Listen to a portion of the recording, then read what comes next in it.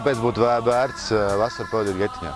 Es jau esmu minējis, ka Getiņš nav vienīgā vieta, kur cilvēki var jēgpilni pavadīt savu brīvo laiku, bet Getiņš droši vien ir unikāls ar to, ka šeit satiekās ļoti daudz dažādu sporta veidu, sākot no basketbola, futbola, florbola, tāpat ekstrēmiem sporta veidiem, cīņām, dejām un līdz pat hip-hop batliem un motocikliem. Tā kā es drīzāk varētu aicināt visus, kam, teiksim, ir brīvs laiks, kurš vasarā, teiksim, nestrādā vai nenodarbojas ar kaut kādiem saviem nopietniem hobijiem, tad nevis vienkārši dzert, tusēties, bliest vai kaut ko tam līdzīgi darīt, bet gan atrast sevī kaut kādu motivāciju vai nu nākt piedalīties Getiņā, vai variants numur 2 ir nākt piedalīties Geto Games akadēmijā, kur iespēja iemācīties, organizēt un kopīgi ar dažādām idejām un arī praktiskiem darbiem iemācīties ļoti daudz, kā organizēt pasākumus.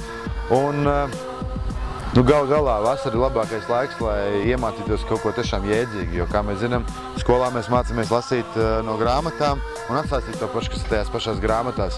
Bet šeit ir iespēja mācīties radīt, veidot, attīstīt un spēt katru dienu soli uz priekšu. Tā kā aizstu visu laipni gaidīt, es Raimonds Elbukens un visu mūsu Geto Games komanda jūs gaidīs un kopā pavadīsim labu, karstu, foršu, ne lietainu, bet ļoti saulainu vasaru.